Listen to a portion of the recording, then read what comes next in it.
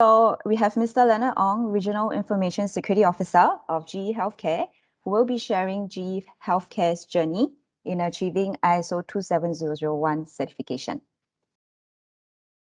Okay, so next we have Mr. Lim Chuan Heng, Regional Head of Privasec, and he will be sharing on how Privasec helps organization with ISMS adoption, particularly on the processes that can be expected when implementing these frameworks. He will also share some common misconceptions about ISO 27001. So moving on to Mr. Wong On Chi, CEO of Raja and Tan Cybersecurity, who is also an AISP Exco member. On Chi's expertise include information leakage, protection, web security, and security strategy. So he will also be sharing about the use of ISO 27001 as an overarching security governance standard. And lastly, we have Mr. Shirish Bapat, General Manager of Assessment at Lloyd's Register Quality Assurance, where he will be sharing on the kind of certification bodies to look out for during ISMS certification assessments. All right, so before we move ahead in full steam, do make yourself comfortable and sit tight with us over the next hour. So once again, if you have any questions that pop up in mind, do type it in our chat box and we will do our best to address all questions. So moving on, I'd like to have Leonard. So Leonard, you can take over and address the floor now. Thank you. Great. Thanks, Joey. And good morning to my fellow panelists as well as everyone else who is on the session. So thank you for taking the time this morning. So in the next 10 minutes, I would like to quickly share how do we take the ISO 27001 journey within the company and what we will do moving forward. In order to do that, let me provide a bit of context, who we are and why do we need ISO 27001. So GE Healthcare produce medical devices that usually you will see in the hospitals, polyclinics, or medical clinics, as well as diagnostic lab. So due to the nature of the role of these devices, they should be up almost all the time. If not, then it will interrupt or it will disrupt the healthcare delivery process. So because of that, our customers expect that these devices are well taken care of and has a very high reliability and uptime. In order for us to do that, we had what we call the remote service by default. So if we have a predictive maintenance to ensure that we receive telemetry of all these medical devices, in case there's performance issues or there is even a wear and tear of particular devices, we would know it in advance before it becomes a problem and it will cause a downtime. So this requires us to have a remote connectivity to our customers, in which about 70 to 80% of our global customers are connected to us. And this helps us to do two things. One, as I said, to provide a predictive maintenance. So we will solve the problem before it becomes a downtime. Secondly, if any kind of troubleshooting or any kind of service fault happens, then we could remote in without dispatching someone, which is really actually appropriate in the last 2 years because of the pandemic and so on, right? And considering that in some countries like Australia, Indonesia, China, Thailand, the location could be very large. So to dispatch someone into the hospital on the remote areas could take hours, right? So with this remote connectivity, it really helps us a lot. Now, with any remote connectivity, customers needs to be assured that that we are accessing the network in a responsible way as well as in a secure way. And therefore, this ISO 27001 has been one of the instruments that we use to do two things. Internally, we would like to validate whether our policies, our processes, our standards are effective, and are we on the right track to fulfill what is expected from the industry.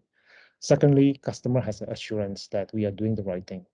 And this process, obviously, the ISO 27001 will include the independent assessment on a yearly basis. And because of that, there is a fair process in place. Keep ourselves honest provide assurance to the customer. So where we are today, we have pockets of ISO 27000 certification at the country level. So for example, we have one in Japan, we have one in China, and we have one regionally for European Union or EU. And our next goal is really to have this global ISMS. So we have a global certification of ISO 27001. But that is actually very challenging because every country is different. The way, although we have one policy and one standards, but the actual processes may be different because of culture, because of trainings, maturity level, customer requirement. So there is a plan initially to have a certification of country by country, but we think that it's not productive because if we operate in 100 plus countries, we couldn't be maintaining 100 plus ISO 27001 at the country level. So we embarked on a 3 years journey starting last year that we wanted to have this global certification. And so the first year, we really look at the global risk management framework.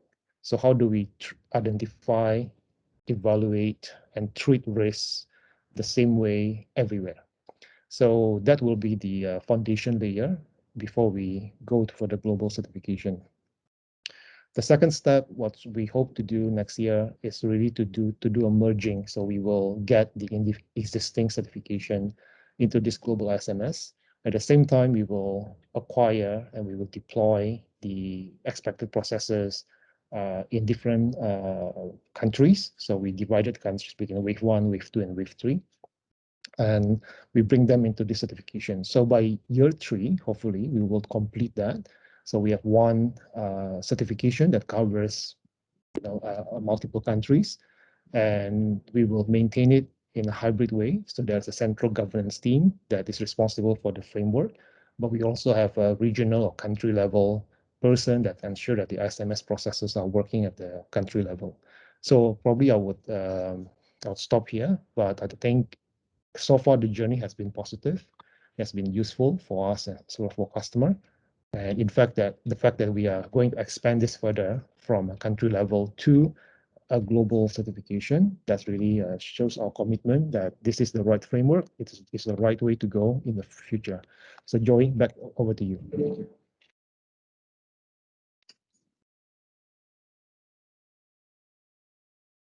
All right, thanks, Leonard. That's actually a pretty insightful sharing. So of course, it's always much more relatable hearing from a company on their journey. And, I think this would actually give everyone a better idea on how the journey could be for their businesses as well. So moving on, I would like to pass the time over to Chen Heng. So then he will actually be sharing a little bit more about the misconceptions of ISO 27001. So over to Chen Heng, please. All right, let me share my screen.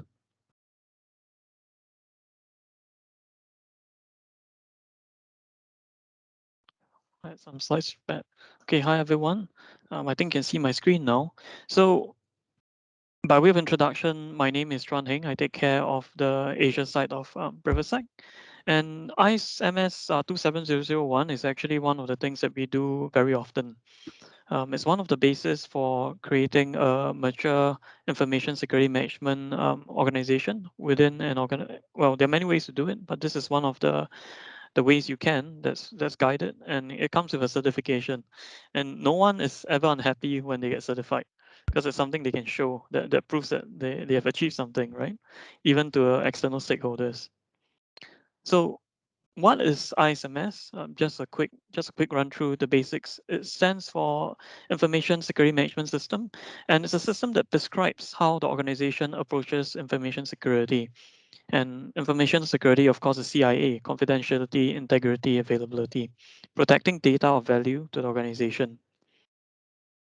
Now, the key concept around ISMS is the Plan, Do, Check, Act framework. So the clauses of the ISO 27001 can be categorized into these areas around how do you identify risk to your CIA of information assets? How do you put the controls in place? How do you check how effective these controls are, and how do you continuously improve it? And as long as you follow this process, of course, it will be an optimizing flow your processes around information security would improve. And if you do this on a risk-based approach, there will be emphasis on how information security supports the business flow of the organization or the business priorities of the organization. So security of course does not exist in silo. It exists to support the organization's objectives. So a very common question we get is around how ISMS is actually implemented. Now, because we go through the implementation process a lot. Of course, when it comes to maintenance, we do help, but a lot of these organizations will go on to maintain it on their own or with our assistance. At a very high level, it can be divided clearly into 5 phases. The first phase is, of course, information gathering and identifying the scope of the ISMS. Who are the stakeholders involved? What are the functions involved? What kind of policies and procedures will need to be considered? And because ISMS is quite a risk-based approach, we need to identify what the risks are. And as part of that, you have to prepare your statement of applicability. And you have to, of course, undergo risk treatment with your security improvement plan to develop mitigation actions according to the risk you have identified, and make the organization aware of what ISMS is about. So you do this through your ISMS training. And of course, if you haven't done this before, there should be a management committee set up to ensure the right amount of resources and prioritization are being assigned to this effort. So you have your management review for the first time if you haven't done it before. And of course, after that, you have to go through your process of optimizing it. So you have to audit the controls. How effective are your controls to the risks you have identified? According to the audit, you'll conduct your second management review and to improve the ineffective controls. And lastly, of course, is the certification. And if everything has been done properly before, this should be quite a smooth process. So whenever we embark on these conversations, we realize that a lot of these clients that we have, or organizations that haven't heard of ISO 27001 before, they have some misconceptions about what this standard is about. So I'll just introduce some of the common questions we get. So ISMS, of course, stands for Information Management Security System. It contains about 10 clauses, and in the appendix, Annex A, it has about 144 security controls involving operational concerns such as your strength of your password, how you do access control around encryption. So the clauses, the main body of it, are the instructions on how to implement a management system to manage security with a risk-based approach. The controls are the security mechanisms you can put in place to mitigate risk, and it will cover people, process, and technology. So all 3 aspects. Now, clauses are the items you get audited against primarily, not so much on the controls. The controls are up to your risk appetite and what you have identified as things that need to be addressed, right? So the first misconception we always get is that ISMS is a set of policies. So the point of ISMS is not to get you to generate a dictionary of policies and to dust it off when an auditor is coming. So it's definitely not the focus. And the days of death by policies are long gone. So within ISMS, there are some key documents you definitely need to create, but it's not mandating you to document everything that your organization does from the point of view of cybersecurity. So a good auditor will be looking for intent and evidence of effective governance rather than checkbox of paperwork. Now, of course, whenever we embark on these conversations, the other thing that comes up is how long does it take? So ISMS typically is not a long journey. It takes about 5 to 9 months. The shortest we have done is actually in 3 months. It can take a little longer if there's some internal resistance, but it shouldn't take more than 9 months or to a year. And within this 5 to 9 months, from the perspective of an external consultant, the load on your internal teams is usually around 40 to 80 hours all up.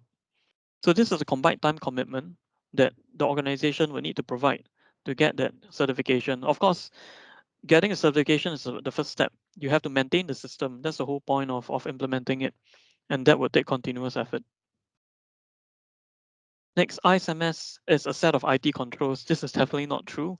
Within the annex of 144 controls, you're not expected to implement everything.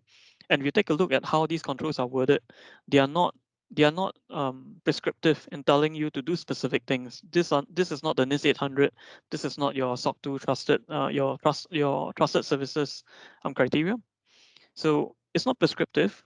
It's a guideline for you to implement based on your recognized risks. Another thing people like to do is to treat ISO 27001 as versus NIST, like they're supporting their football teams, like pledging allegiance to a framework and saying that if I do this, I can't do the other. So it's not really true. ISO is a governance framework to manage risk. There are other control-based standards out there that provides a list of proactive controls you can implement, and this can all be managed under a good governance framework. So it's not a matter of choosing one or the other. And lastly, unfortunately, getting certified, being ISO certified does not mean you're safe or secure. Being ISO certified, to use an analogy, means that you have a good car mechanic to maintain your car. You have a good system to maintain your information security management system. It does not mean you're secure yet. It means that over time, you will work towards being secure. You have a good governance process and a good way to maintain your security posture. It's a governance tool.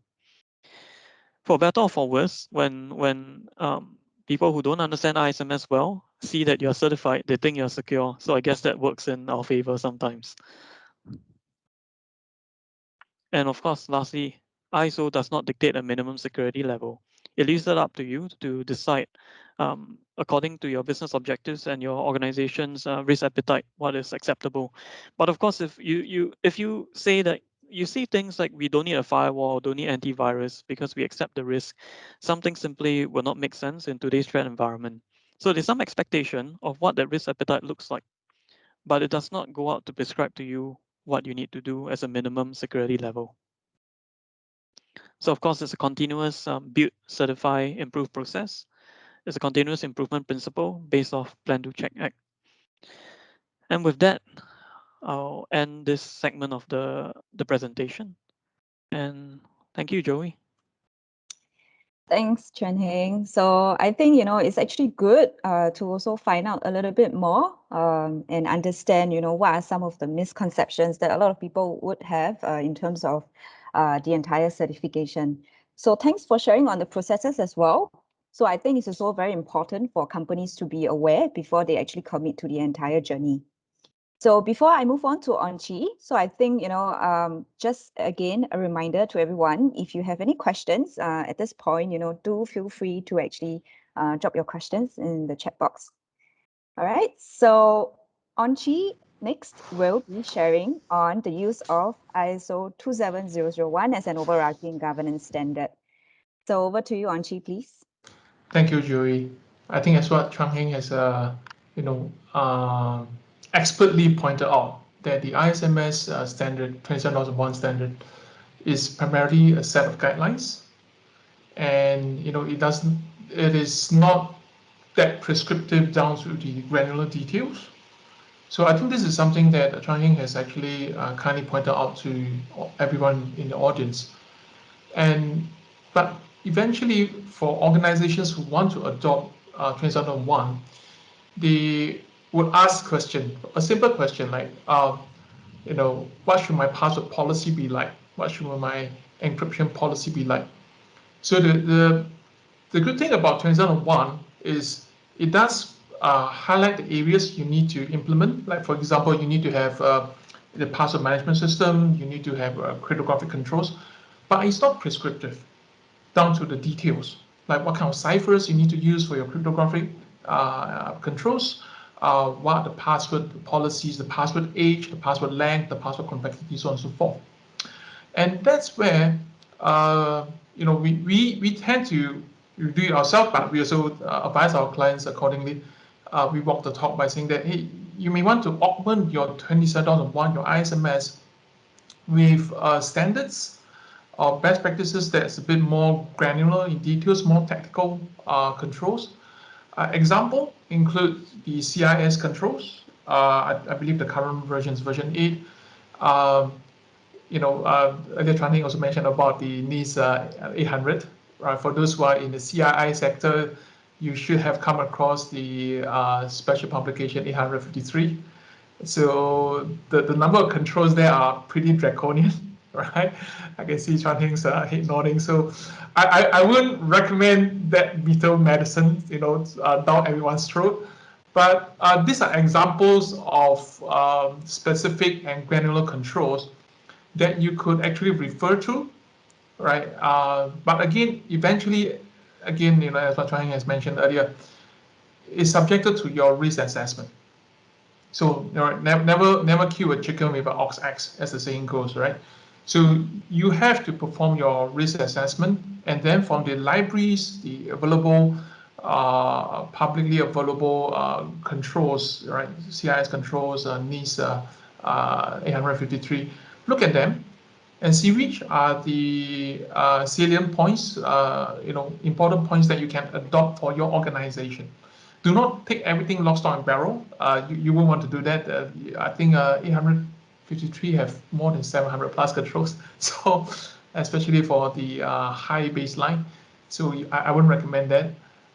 So this is something I hope that everyone in the audience could actually be aware of, be cognizant about all this, so that you get the best of breed from all these various standards and benchmark. Yep. So I hope that my 2 cents worth, hopefully that resonates with the audience though, in this aspect. Yeah. Over to you then, Joey. Yeah. Thank you. Thanks a lot for sharing. So I think, there's a lot of things for our audience to think about actually, based on the previous, presentations by yourself, Chen Hing, and of course, Leonard. So next, we would actually have Shirish, who will be also sharing, on things to look out for when it comes to external certification bodies. I am sure, for everyone who is actually familiar with the ISO 27001 journey, external certification bodies also play an important role towards the certification assessment. So Shirish will actually, be sharing with us a little bit more in detail. So over to you, Shirish. You're on mute. I'll just share my screen, Joy. Sure. Yeah.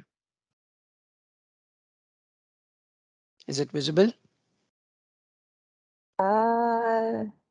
No, not yet. I can go without it if it's creating an issue. No problem. Yeah. Um, Good morning, everybody. Good afternoon. Depends on where you are. I think it has been quite engaging. Interestingly, what was first told about how GE Healthcare has implemented, and I can surely think about or envisage the challenges that they would have considering providing remote medical care. I think it's a very challenging field, and information security does help. Followed by the implementation approach, which Lim gave in very detail. And I like the misconceptions that he mentioned. I think that also is very important, because all these things dovetail down to us. When we go for certification, we do interact with people who talk about many of these misconceptions. So that is what matters. Yeah, I think one of the points that came out even when On was just now presenting was that this is a foundation and it is a framework which the standard actually offers to us. And it is not something which is prescriptive. So we sit with a checklist and we do it. It is a standard framework, and every organization will have to go into the details and the depth of it to understand what they exactly need to do. Now, when a certification body gets involved is at a much later stage as compared to when the organization decided to go for certification. And after that, they would have worked for 6 to 9 months, as just mentioned. So they would have already worked for 6 to 9 months. And that is the stage at which a CB generally steps in. There would have been some interaction for information gathering, but the real assessment starts at that point in time. So a lot of the journey has already happened. The first involvement that a CB can have with an organization is mainly a gap assessment, which is optional at times, but it's a choice of the organization. And the scope of the gap assessment may not always be a full assessment. It could be a partial assessment or something that gets agreed between the organization and the certification body. So that could be the first engagement. And this is useful to understand the approach that the organization has taken and also understand the foundation of the information security management system that has been established. It also becomes the first talking point between the two. The certification process actually starts or is done in two steps. First is a stage one, and the second is stage two. The stage one is something where we look at the framework and the design of the management system. Now, as it was rightly pointed out in the earlier presentation that there are 10 clauses to the management system standard, and this is the standard Annex SL structure with all management system standards. So these are there, plus there is a set of controls, 144 in the annex. So when we look at this, it is the design of your management system which becomes very important, because it is this design which will help you keep the system live, dynamic, and keep on improving upon it. So this is what is checked in stage one. We see if it meets the basic requirement and it is good enough to go for a stage two assessment when we can check for the full implementation of the standard. Another thing which everybody needs to keep in mind is that a certification body is fully guided by accreditation rules. So when we give or recommend a certification to an organization, it is based on accreditation rules. So what we have to follow, our processes, our procedures are fully guided by that, and our process is also fully auditable. So we get audited once a year, most of the important areas. So we have to comply with those. Now, what does the certification body look for? Actually, the flow in information security setup is very logical. Organizations generally start by identifying the information assets that they have. And then once they have identified all the information assets, they come out with the asset register. They find out which assets are critical and they do a risk treatment on that. And there will be risk mitigation actions. So there will be controls implemented. So this framework is what we look at, and this gives us an idea as to what are the important areas. And as rightly said in one of the earlier presentations, this risk-based approach culminates into a statement of applicability. And this statement of applicability tells us which are the controls implemented. Now, when we look at this SOA, we look at two things. First, what are the controls that are included in this SOA? So what are the controls which are implemented? The justifications, the policies around it, the level of implementation and understanding. But we also look at controls which are not implemented, because we want to see the justification of why they are not applicable and whether they really fit into the framework or not. So that becomes very important.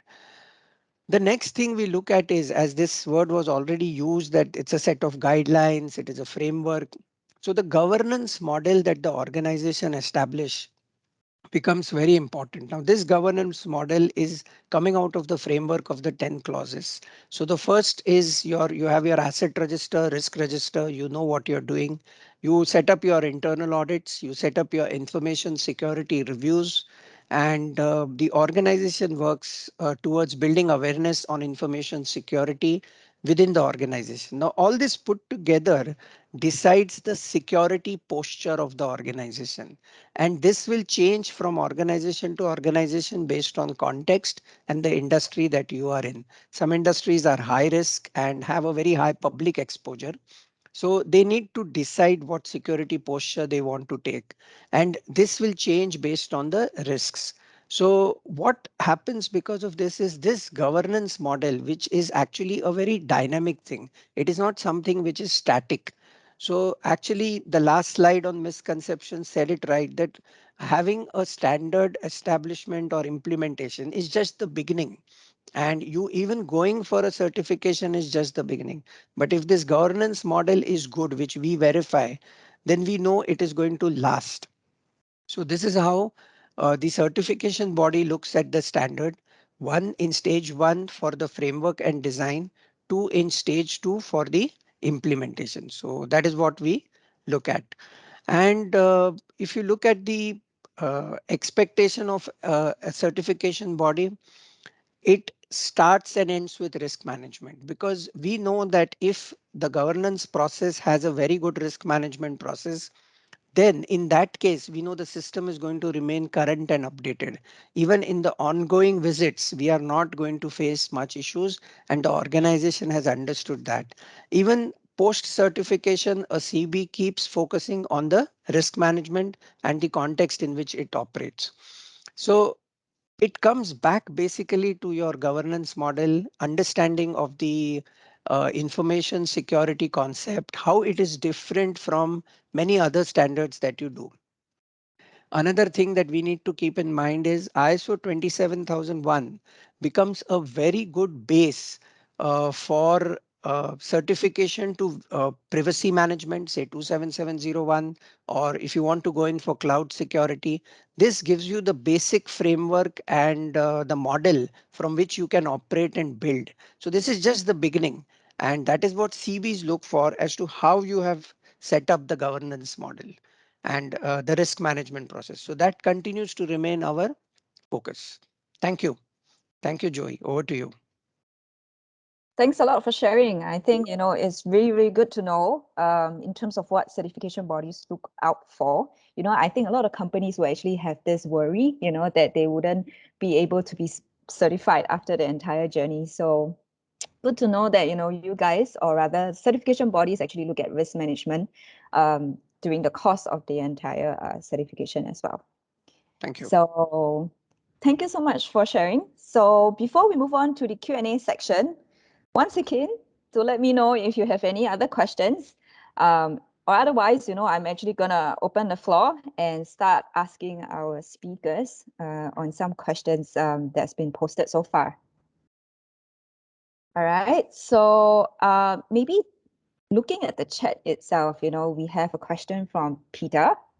So is this ISO 27001 cover Personal Data Protection Act 2010?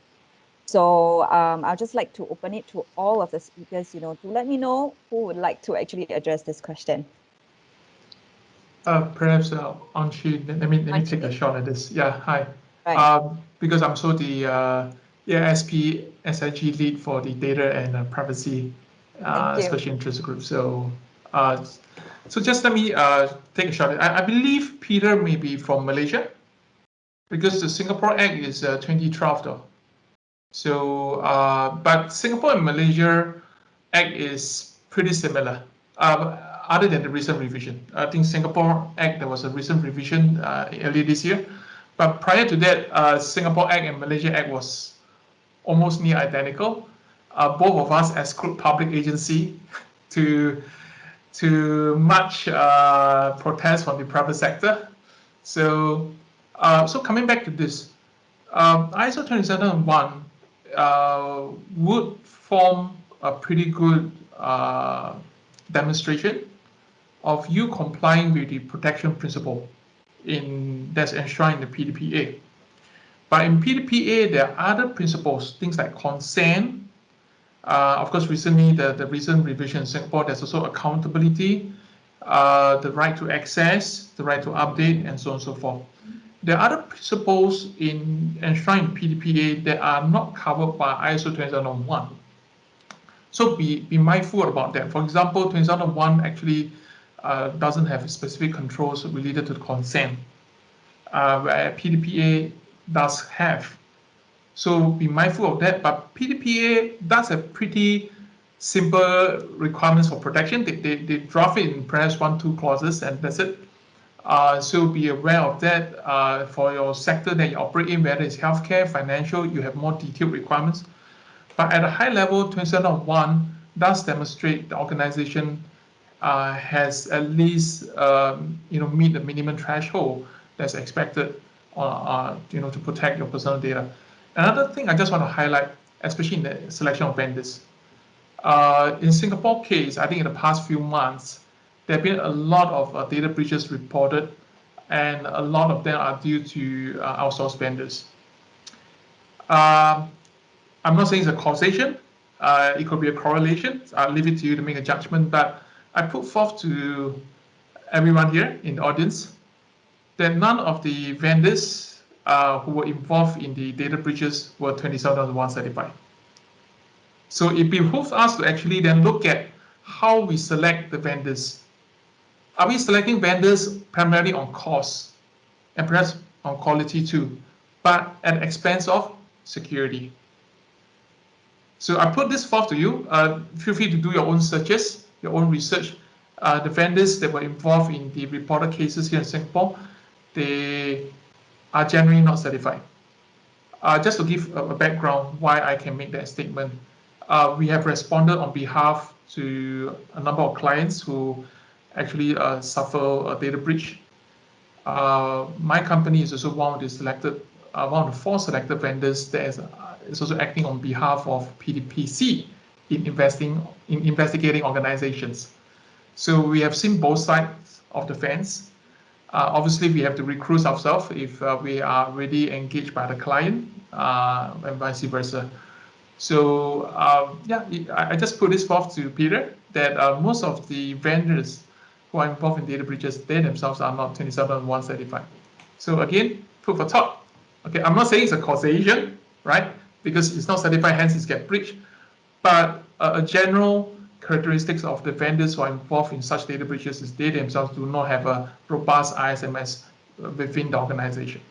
So I hope, yeah, over to you, Joey. Then. Yeah. Joey, can I add something? Yes, no problem. Sure, go ahead. Yeah, I think yeah, well said by On, and a lot of details added. I think from the local legislations perspective, but this is one question that comes very commonly to us also, where many a times organizations want to know which other acts they need to consider. But this is something that will depend on the type of industry that you are in and the country where you're operating and the context there. It is the standard by itself doesn't tell you which legislation you should follow. Again, we already said standard is a framework. So after that, one of the things you have to do is identify the applicable legal requirements. Now, if you're from the payment industry, then there would be payment legislations that are there, which you have to follow, the governing regulations of the banks. So you have to follow those for the transactions. So that one will have to identify as a part of the context and the risk process. So legislations, there will be many. Some you will consider as mandatory, which are stipulated by the local regulations and governments. And some of them could be you could use as guidelines, because there is a lot of learning in these legislations, even from other countries. So those you can use as guidelines to make your system better. And as you go into new countries, I think it becomes more and more challenging. Yeah, over to you, Joey. Thank you. Well, I think, it's really good to hear from both of you in terms of the personal data privacy portion. So I think, at this point, one of the things that struck me was that, for Anchi, he actually mentioned that, most of these companies that actually suffered data breaches are actually not ISO certified. So maybe to also address Vinod's question in the chat box, to what extent will PDPA be covered in ISO 27001? So I'd just like to ask Chen Hing, if he have any comments or opinions on that. Sorry, I was raising my hand just now, but I completely agree with what the Onchi and Bapat has said. Right, these regulations are not explicitly included because ISO 27001 is not designed to be prescriptive. Instead, if you're operating in an industry and this applies to you, then of course it's a business risk. The business risk of not adhering to PDPA, if you have more than 500 records breached, if there is a imminent threat to a person due to the breach, an investigation be launched. It's just the fact of things. And of course that means there's a actual risk to your organization, at least to PDPA Singapore. Now, if there's a risk, then under the ISO framework, Plan, Do, Check Act, you should be attempting to address that risk. On that note, there's actually a ISO 27018 guideline that we also look at that addresses the personal data side of things. And on general trends, I would say if you look at the recent developments in Cambodia and Vietnam, the newer privacy legislation coming out of there, you can see a general uplift across entire Southeast Asia on the emphasis on data privacy. And these regulations, personally at least, come across as quite I wouldn't, well, shocking in a way, in the sense that a lot of these countries come from almost no regulation at all to modeling their regulations across some of the strictest that we see in the world today. So quite interesting developments there. On third-party risk management, when Onchi managed it, when Onchi mentioned it, I was laughing a bit because it definitely is true that there have been a lot of incidents lately that somehow has been attributed to external organizations that we are reliant on being breached. And this is also something that commonly comes up whenever we do a general assessment of an organization, like of third-party risk management. Even in simple things, from a legal point of view, the first layer of addressing it that usually comes out, the right to audit your vendor, basic things like that aren't usually in the terms of contract that we see. And that immediately exclude your organization's capability to do due diligence properly on the vendors you're using. Now, that aside, a lot of the organizations that we work with also lack a proper framework to manage third-party due diligence. Now, assuming that I'm regulated by MAS and I use MAS DRM, the Technology Risk Management Framework as a reference, you'll notice that in the recent refresh, the emphasis has changed, or particular parts are being emphasized, and one of them is third-party risk. And these things should, of course, be part of any organization's arsenal, especially if you deal with technology as a core element of your organization. So I think I digressed a bit, but yeah, thanks, Joey. No problem. So thank you for answering Vinod's question. So I would just like to, bring everyone's attention back to what Shirish have actually mentioned previously on, companies that actually need to look at, contextual, look at it in a contextual approach when it comes to the entire certification. So moving to Leonard, I just want to ask you a question, especially, you have actually gone through this certification journey. So looking at it, coming from the healthcare or medtech sector, are there any ISMS challenges that have actually, pretty much make the process different from other industries, in your opinion?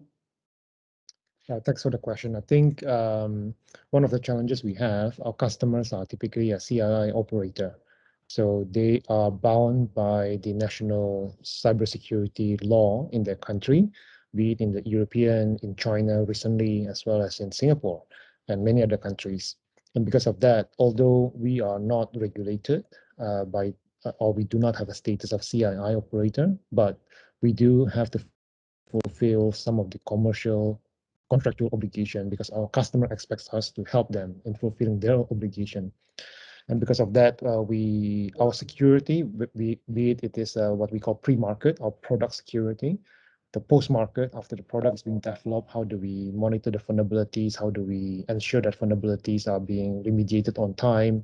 And how do we operate the services must be secured above so-called a typical baseline because of that heightened requirement from our customer. So that's one. The second is really different regulation in every country. And I think Chuan Heng mentioned about the new regulation keep on popping up. Every regulation that comes up, actually, it take away a lot of my bandwidth. For example, in China recently, they went up two significant law. One is called Data Security Law, and secondly, it is a PIPL, which is the GDPR of China. And now we have Thailand, we have Vietnam, and more coming up.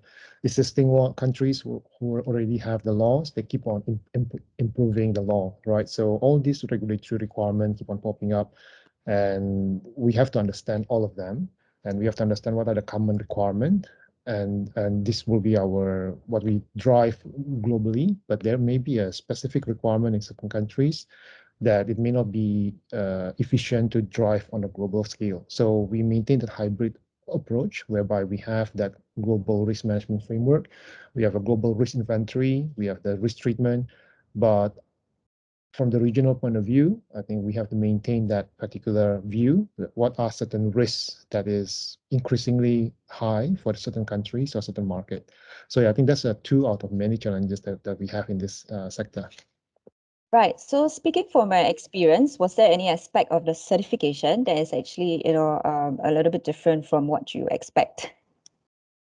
I think certification-wise, what I'm seeing is that it really what has been mentioned by the other panelists. It depends on the business area that you're certifying, the area or the particular country, and the statement of applicability. So I think for consumer, my advice is really to look at the ISO certification of the service provider that you're evaluating, making sure that it is comprehensive enough.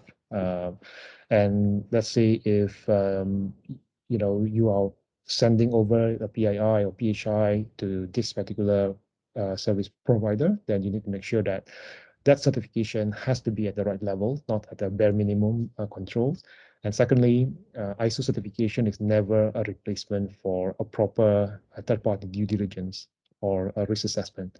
So we work very closely with our customers. For example, in public hospitals, we have IHIS, we have our regulators as well, like HSA and so on. So we seek to understand what is their requirement, and that's our yardstick. So we never stop at the common requirement as the standard, and when required, we have to go above that. So another challenges. Right. Thank you for sharing. I think, really insightful to actually hear from someone who actually gone through the entire journey. So thank you very much for that. I'd just like to, look at the chat box again and want to address Adila's question. Adila, thank you for being patient with us. So looking at her first point, if the company is already certified with ISO 9001, is it necessary to be certified under ISO 27001? So can I ask, which speaker would like to actually address that question? I can probably quickly start, just a couple of comments. So we actually done both because 9001 is about quality management system. So if we manufacture something, then how do we maintain that there's a quality process, there's a quality management system in place. So which is nothing to do with security really. So the ISO 27001 is focusing more on cybersecurity. And if we all know that ISO has all these 4 to 5 digit numbers, and they all focus on the different areas. For example, 14,000 on environmental and so on and so on. Perhaps the others could chip in as well. Yeah. Thank you. Joey, I could take that. Sure. Yeah. See, I think he's rightly said that, 9001 focuses on quality. And now the question has two parts there, that do we need to do 27, and is it applicable for a logistics company? Now, actually, we need first, before looking at the sector, I think we should consider the fact as to what is the IT dependence that the organization has, and which we must also now consider is it has increased over a period of time. We currently have a few examples back home in India where three of the largest logistics players today, 80-90% of their shipments don't need a layer of security, and where for the 5 to 7% they need a layer of security, the logistics process itself takes care of that. But the whole process is now IT enabled, and the dependence on IT is very high. There is no more paperwork in logistics, it is all digital.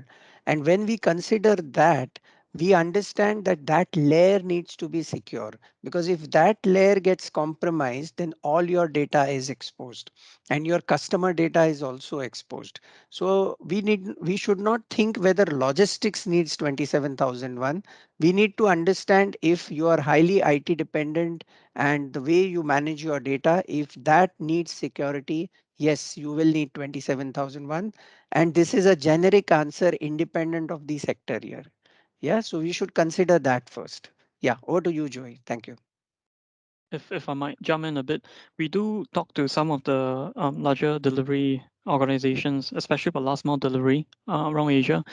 The ones we have talked to, it is relevant because one of the key factors for some of the organizations is their ability to track the parcels, to provide updated information and so on. And inevitably that involves a lot of technology. And in some cases, it also involves some PII there.